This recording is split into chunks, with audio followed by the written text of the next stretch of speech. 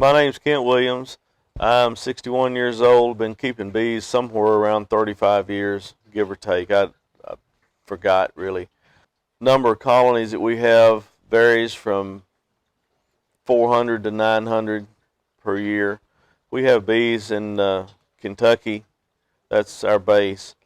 And we also have bees in Mississippi.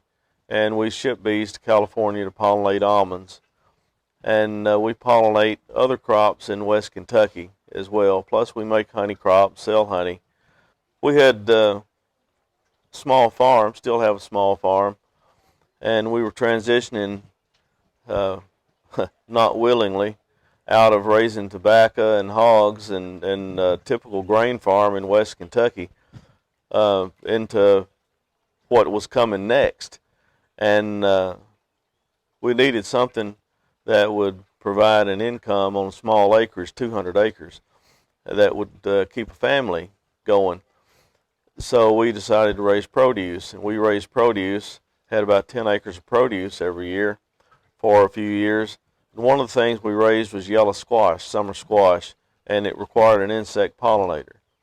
And I'd had a little experience with bees with my grandfather. He didn't keep bees, but he robbed bee trees. So I wasn't intimidated by bees. Plus, I was coming out of a lifestyle that uh, kept me well supplied with adrenaline, and I missed that. And the bees, I found out that not only did they pollinate the squash, they also fed my addiction to adrenaline. I started out with one hive in the spring. By the end of the year, I had 3 hives that first year. And we found out that people would come to the house to buy sweet corn and tomatoes. They drive 15 miles from town to buy sweet corn, tomatoes, and okra. Um, the other things we had to take somewhere to sell because you have to chase people down to sell squash to them. And so we found out that they would drive to the house to buy honey too. And not only were they driving to the house to buy produce and just buy the honey while they were there, they were driving specifically to buy the honey. So we decided that it would probably be a good plan to have more bees because we had a pretty good honey market that was developing. So the second year we had 17 hives, went from 3 to 17. And the third year we had 51 hives. And the fourth year we had 208 hives. And the fifth year we had 120, 140 hives because we got American foul brood. And all of a sudden I realized that um, there's more to this than just setting bees out there and taking the honey off of them. That if you're going to do this and make money at it, you've got to learn how to know what's going wrong and how to fix it if there's a fix to it. And that's when I actually began to be a beekeeper instead of just a bee haver. I attached myself to some commercial beekeepers that I learned an enormous amount from. I learned how to stay in business, keeping bees.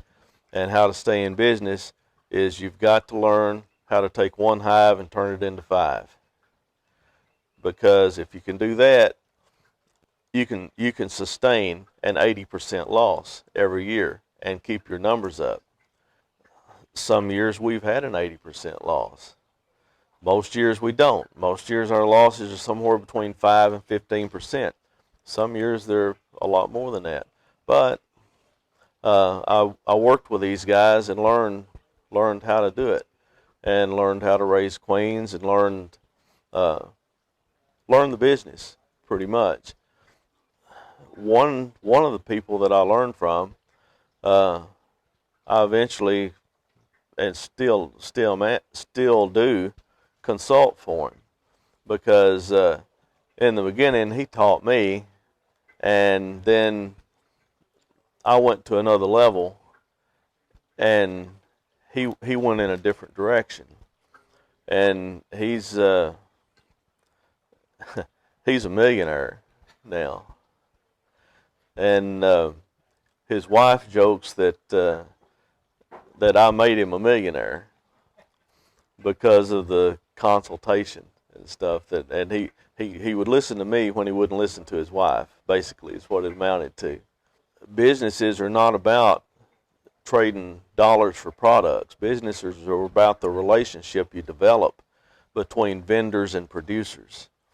And that's something that's became really apparent to me over the years, is that it's all about business relationships. And if you can keep healthy business relationships, you don't really have to worry if you need something. All you got to do is pick up the phone. And they're the same way. I mean, it's a community. In the commercial beekeeping world, it's a community. We lost over 300 hives this last fall. And one of the guys that helps me, he was pretty depressed about it, and he couldn't understand why it wasn't bothering me. I said, hey, we don't need them right now. He said, well, we're not going to have those to go to almonds. And I said, that doesn't matter. We'll make the money some other way. So, there's always a plan B and a plan C and a plan D.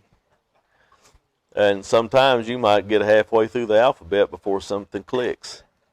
This year, we didn't make anything pollinating almonds, but we bought 2 loads of bees coming back out of almonds.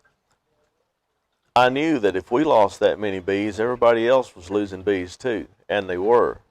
We bought 2 loads of bees coming back out of almonds, gave $180 or $185 per hive, a double deep hive, broke those down into 4 nukes per hive, sold those for $145, double the money.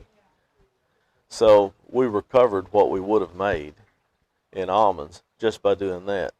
I have several people that work with me that I've helped get to the level that we all are.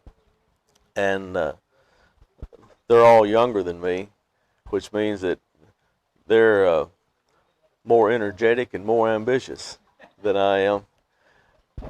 And they pay attention to business models that we use, and they've done extremely well with it.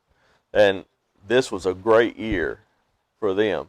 It's a bad year losing 300 hives, but it was a great year for them to learn that just because plan A don't work, that doesn't mean you'll make more money off of plan B. You might. I do know that some places I go speak, they look at me like I've got the answer that's going to make everybody rich. I'm not sure I even had that much to do with making the one guy rich. He had to do it, I tell the truth, even if it hurts. I don't like to tell people that I lost 300 hives this last year. When I hear myself say that, I'm hearing failure. But hey, it happened. That's the truth. And if I don't tell people that I lost 300 hives, when they lose 3 out of their 6 hives, they're going to think they're a failure. But if they know that I did, maybe they'll think, well, he lost them and he's not crying about it. It's not that I enjoyed it, it's that it happened. The key is understanding why you lost them and fixing it, or doing what you can to mitigate the losses. And right now, 2 of the guys are in Mississippi right now making splits. So, and making up nukes, getting ready to take nukes north to sell. So it's just it's a really fascinating business to be in. First, because you're working with honeybees and they're a fascinating creature. And second, because that you're working with humans and they're a fascinating creature.